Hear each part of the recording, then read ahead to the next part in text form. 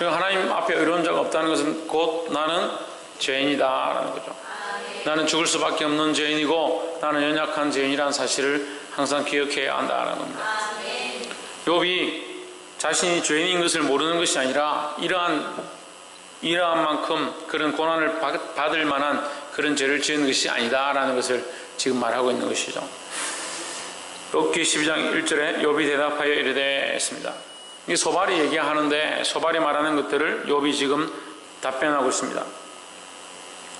2절에 너희만 참으로 사람이로구나. 너희가 죽으면 죄도 죽겠구나. 너희가 그만큼 똑똑하냐. 너희 말하는 게 그렇게 다 맞느냐. 너희 말대로 내가 죄를 지었기 때문에 이런 형벌을 받느냐. 그럼 세상에 다 죄 지은 사람들은 다 죽어야 되느냐. 이제 그런 얘기들을 하는 거죠. 그럼 나만 죄인이고 다른 사람들은 다 죄인이 아니구나. 그래서 다른 사람은 고난을 받지 않느냐. 이제 이것을 이제 반어법으로 얘기를 하고 있는 거죠. 3절에 나도 너희와 같이 총명이 있어 너희만 못하지 아니하니 그 같은 일을 누가 알지 못하겠느냐. 그 죄 지은 사람이 벌 받는 것을 당연하다라고 나도 알고 있다.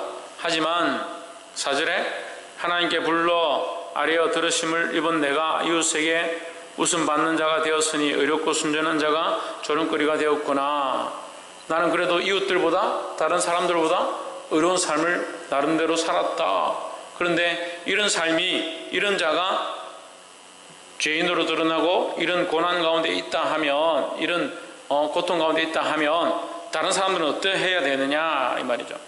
그럼 너희들이 말하고 있는 인과응보에 대해서 죄를 지은 만큼 고통을 받아야 한다면 그 중에서 그나마 나는 낫지 않느냐. 다른 사람들은 더 큰 고통 가운데 있어야 되지 않느냐. 그런데 왜 나만 이런 큰 고통을 당하고 있느냐.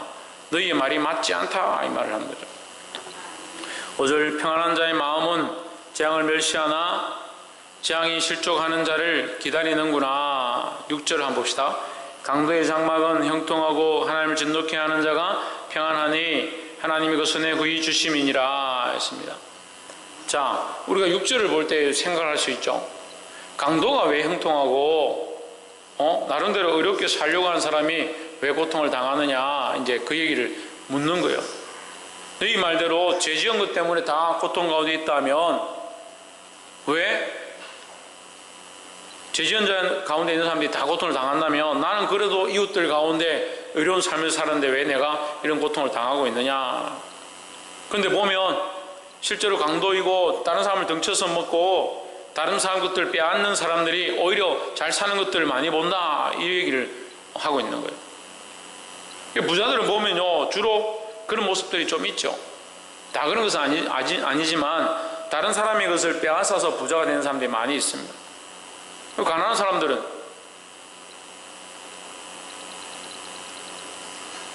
우리가 알 수가 없는 거죠. 그래서 돈 많은 사람 오히려 부자인 사람 남의 것을 빼앗은 사람들이 형통하는 것들을 많이 보았다 이 얘기를 하고 있는 거예요. 그래서 그렇다면 그 형통한 사람은 의로운 사람이냐? 그렇지 않지 않느냐. 강도인 사람도 빼앗은 사람도 남의 것을 취해서 부유하게 사는 사람들도 그 사람들은 오히려 형통하다는 거죠. 그럼 그 사람들은 하나님 앞에 의롭기 때문에 그래 형통하냐? 이 반문하는 거죠. 무슨 얘기를 하고 있는 거예요? 무슨 얘기하고 있는 거예요? 네, 목사님 무슨 얘기하고 있는지 모르겠습니까? 인과응보에 대해서 지금 소발이 인과응보다 욥 네가 당한 이 고난은 이 어려운 상황은 너의 행위 때문에 네가 잘못한 것 때문에 이런 큰 고통과 괴로움을 당하고 있는 것이다 라고 얘기하는 거예요. 그 얘기를 듣고 지금 욥이 얘기하는 거예요. 그렇다면 강도들이 더 잘 되고 돈 많은 사람들이 더 다른 사람 것들을 빼앗은 사람들이 더 잘 되는 것들을 어떻게 보아야 되느냐 지금 반문하는 거죠. 그래서 우리가 이 말씀을 보고 깨달을 수 있는 것은 인생의 모습들은 다 알 수 없다라는 거죠. 인생의 모습과 인생의 결과를 가지고 우리가 다 알 수 없는 것이다라는 겁니다. 그건 누가 아시냐? 하나님 아시는 거죠. 그래서 어제도 말씀 나눌 때 얘기했지만 우리에게 주시는 축복은 이 땅에서와 하나님 나라와 이 두 가지로 볼 수 있는 겁니다. 우리에게 희망과 소망이라 했습니다. 희망과 소망은 이 땅에서의 희망과 소망, 또 하나님 나라에서의 희망과 소망으로 나눠지는 겁니다. 우리가 이 땅에서 하나님 주신 축복과 은혜가 있습니다. 하지만 우리의 마지막 소망은 뭐냐? 하나님 나라의 소망이라는 거죠. 그것은 영구하고 거기는 종과 동록이 틈타지 못하는 썩지 않는 곳이라 했습니다. 그럼 우리의 참 소망은 어디에 있어야 되냐?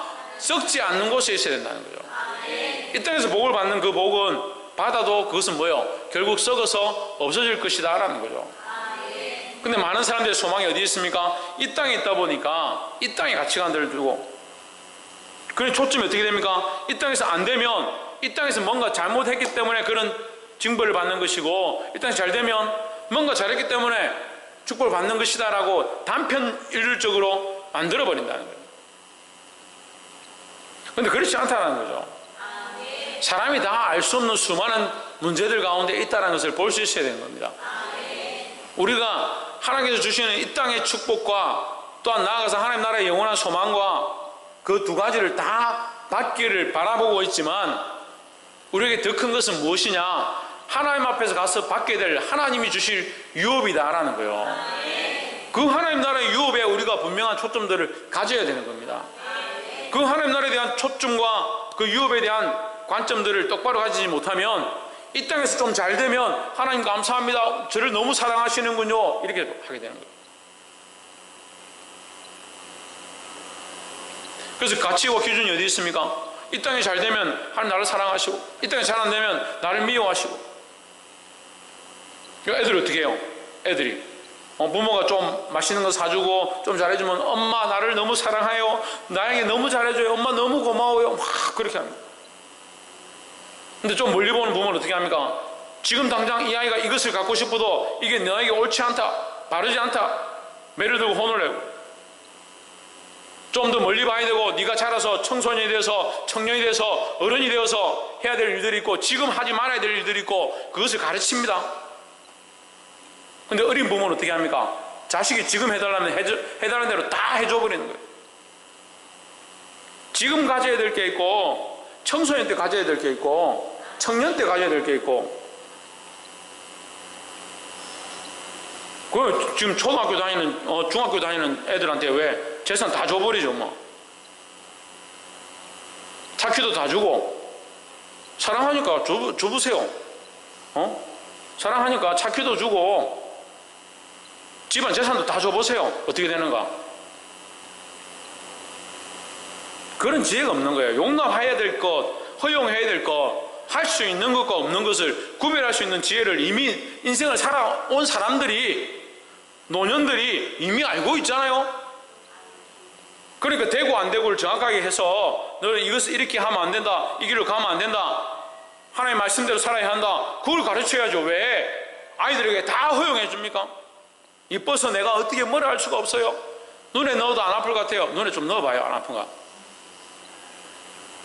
왜 언제까지 그렇게 하고 있을 거냐? 그러니까 말씀을 듣는데도 분별이 없는 거예요.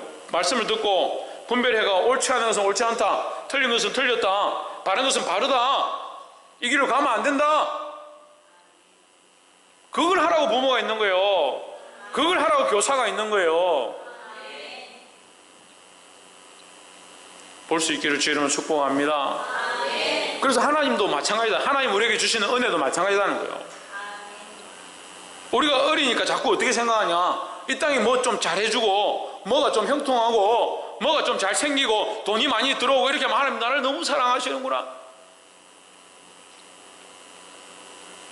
그렇게 생각하는 사람들한테 돈을 많이 주면요, 하나님이 돈인 줄 알아요. 그걸 어떻게 바꿉니까? 하나님 돈으로 바꿔버리는 거예요. 그거 하나님 다 잊어버립니다. 자기 자신들 한번 돌아보세요. 잘 되고 집안이 평안하고 돈이 많고 즐거운 일이 생기고 좋아하는 남자가 생기고, 그렇게 하면 하나님 있나 안 있나? 좋은 상황이 생기면 그 상황 때문에 하나님 잊어버리는 거예요. 그런 사람이 오히려 받기에 합당하지 않다는 거예요.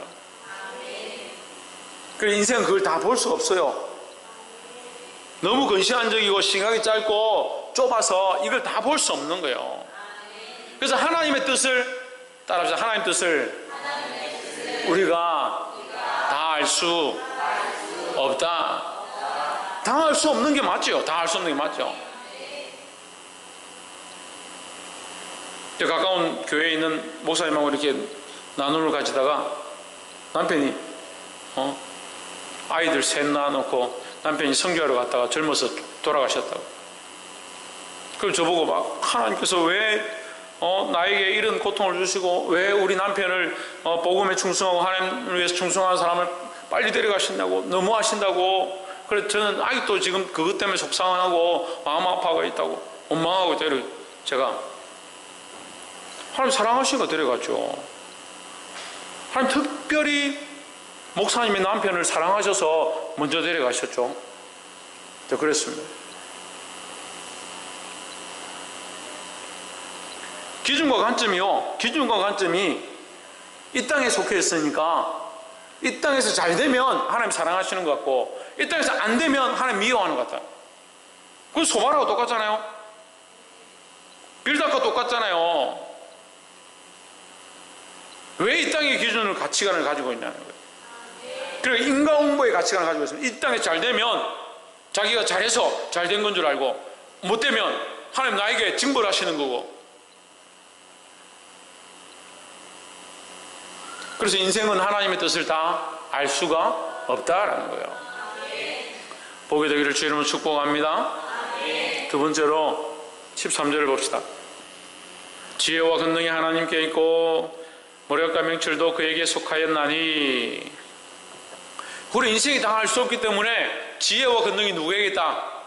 하나님께 있다라는 거예요. 옆에서 한번 보시죠. 지혜와 권능이 하나님께 있습니다. 지혜와 권능이 하나님께 있음을 인정하는 자들이 되어야 되는 거예요. 인정하는 자들이. 그래서 우리는 지혜가 없습니다. 우리는 부족합니다. 우리에겐 권능이 없습니다. 우리는 하나님 뜻을 분별할 능력이 우리에게 없습니다. 이 때와 상황과 앞으로의 모든 것들을 보실 수 있는 분은 하나님밖에 없습니다. 그럼 누구를 의지해야 합니까? 하나님을 의지해야 되는 거예요. 인생들이 왜 하나님을 의지하지 않습니까? 왜 하나님만 따라가지 않습니까? 왜 하나님만 목적하지 않습니까? 자기가 지혜로운 줄 아는 거예요. 자기가 다 아는 줄 아는 거예요. 결국 어떻게 합니까? 자기가 하고 싶은 대로 하는 거예요. 자기가 하고 싶은 대로, 자기가 결정하고 싶은 대로 저금하면 돈 많이 벌 거야, 주식하면 돈 많이 벌 거야, 뭐 땅에 투자하면 돈 많이 벌 거야. 자기 하고 싶은 대로, 자기 하고 싶은 대로 묻지 않습니다.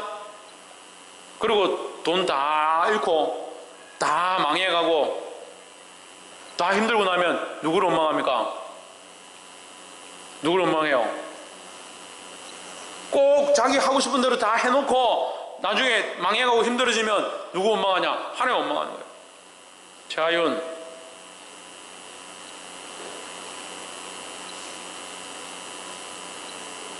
꼭 그런 문제 생기고 나면 누구를 원망하냐? 하나님 원망하는 거예요.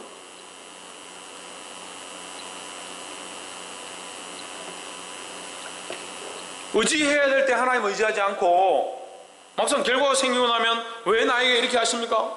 하나님 왜 내 재산을 다 뺏어가십니까? 하나님 왜 내게 이런 고난을 주십니까? 왜 내 상황은 이렇습니까? 내가 그래도 나름대로 했는데 하긴 뭐래? 자기 기분 좋으면 하죠. 기분 좋으면 와서 기도하고 좀 어려운 일 생기면 와서 기도하고 그래 놓고 뭐 안 되면 하나님 그래도 기도했는데 왜 안 해주십니까? 대단해요. 대단해요. 하나님 뭐 그렇게 자기를 위해서 필요한 거예요. 하나님이 그렇게 필요한데 왜 기도 안 해요? 그렇게 하나님이 자기 삶에 그렇게 간섭을 많이 하고 있는데 왜 그럼 하나님 앞에 기도 안 해요? 평소 때는 기억도 안 하고 생각도 하지 않다가 막상 문제 안 되고 뭐가 해결되지 않으면 하나님 왜 나에게 이렇게 하십니까? 왜 나에게 이렇게 하십니까? 내가 그래도 좀 했지 않습니까? 헌금 좀 냈지 않습니까?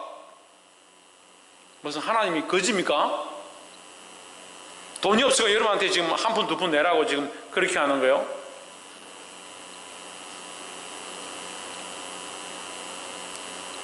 참 답답합니다. 차라리 수십억이라도 내고 좀 큰 소리 치지. 1년 365일 큰 사람 전교인 다 모아가지고 헌금 낸 게 5천만 원도 안 되는데,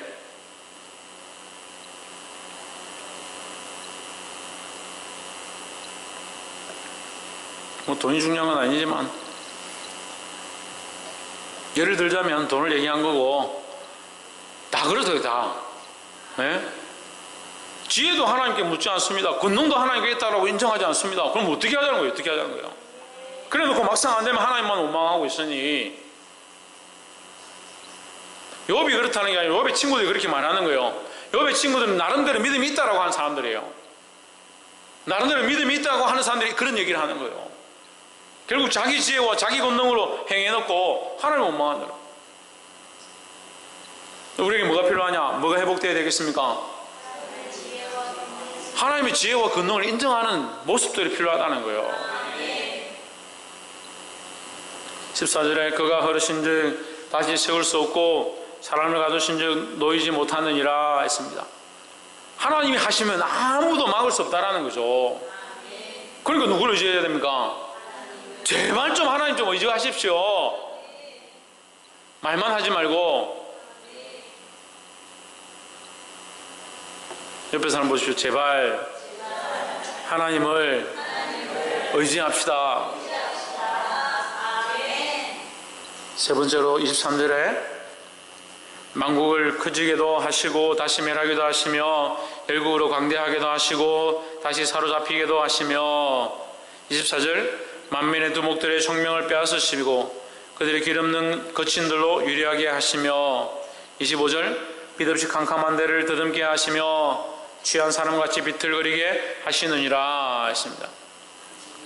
너희가 눈 뜨고 돌아다니고 너희가 하고 싶은 대로 결정하고 너희가 너희의 머리가 되거니와 하나님께서 얼마든지 그 머리를 무너뜨릴 수 있고 너희들이 보고 있는 그 빛을 보이지 않게 할 수 있고 취한 사람처럼 비틀거리고 똑바로 걸어가지 못하도록 할 수 있다라는 거죠. 그러니까 높은 데에 있다고 머리에 섰다고 높은 자리에 앉았다고 교만하지 말고 빛 가운데 밝히 본다고 교만하지 말고 똑바로 걸어간다고 교만하지 말라는 거예요. 옆에 사람 보십시오. 하나님 앞에서 교만함을 버립시다. 하나님 앞에 교만하면 넘어지는 거예요. 참 교만해. 인간이요 얼마나 교만한지. 저는 하나님 앞에 기도할 때마다 감사한 것 중에 하나가 참 교만하지 않으려고 하는 모습이 있어서 감사해요. 뭐 믿거나 말거나. 사람들이 대부분요 교만해. 교만. 설교 잘하면 설교 잘한다고 교만해요.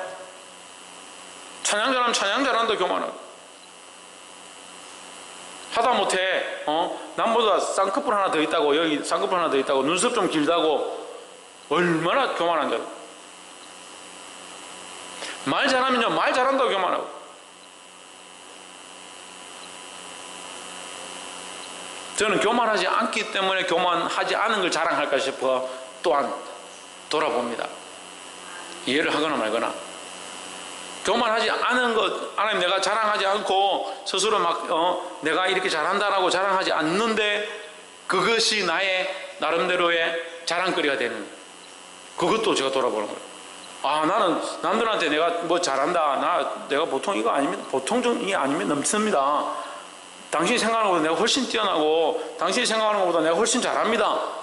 그런 말을 제가 하지 않는 것 때문에 제 속으로 뭐라 생각하냐, 나는 이렇게 어떻게 이렇게 겸손할 수 있냐, 그런 생각도 하는 거예요. 사람이요 이 한꺼풀 벗기면요 이만큼은 깨끗한 것 같은데 한꺼풀 벗기고 나면 그 안에 또 다른 심지가 있는 거예요. 그래서요 하나님 앞에서 날마다 벗겨야 돼요. 날마다 새롭게 하고요 날마다 죽어야 되는 거예요.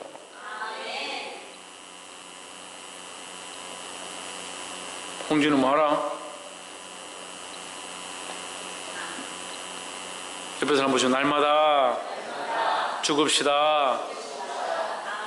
뭘 죽어야 합니까? 나의 자존심, 내가 나를 사랑하는 거, 내가 옳다라고 여기는 거, 내가 높아져 있는 거, 그것을 날마다 죽이는 훈련을 해야 되는 거예요. 왜 그렇게 해야 된다고요? 왜 그렇게 해야 된다고요? 교만하기 때문에, 우리가 원래 교만하기 때문에 이걸 인정해야 되는 거예요. 우리가 원래 교만하구나, 언제든지 교만한 데로 돌아갈 수 있구나, 이걸 인정해야 되는 거예요. 그래서 날마다 하나님 앞에 겸손을 힘써야 된다는 겁니다. 복이 되기를 주의 이름으로 축복합니다. 말씀을 맺겠습니다. 우리가 오늘 세 가지를 나눴습니다. 첫 번째로, 하나님 뜻을 우리가 다 알 수 없다. 인생에 흘러가는 이 흐름과 인생에 나아가는 길들을 우리가 다 알 수 없다라는 거죠. 두 번째는 지혜와 권능이 하나님께 있음을 인정해야 한다는 거예요. 하나님의 전능하심을 인정할 수 있어야 된다는 거예요. 하나님 전능하심을 인정 안 하니까 누구 마음대로 합니까? 내 마음대로 자꾸 하는 거예요. 하나님 전능하심을 인정할 때 또한 뭘 보게 됩니까? 우리의 교만함을 보는 겁니다. 우리의 교만함을 볼 때 자기의 교만함을 날마다 하나님 앞에 내려놓고 겸손을 힘써야 된다는 거예요. 사랑하는 성도 여러분, 이 말씀을 깨달은 대로 이 약한 세대 가운데 타협하지 말고, 교만하지 말고, 자기를 사랑하지 말고 주의 말씀을 따라 하나님 앞에 엎드릴 수 있는 저와 여러분 되기를 주의 이름으로 축복합니다. 기도하겠습니다.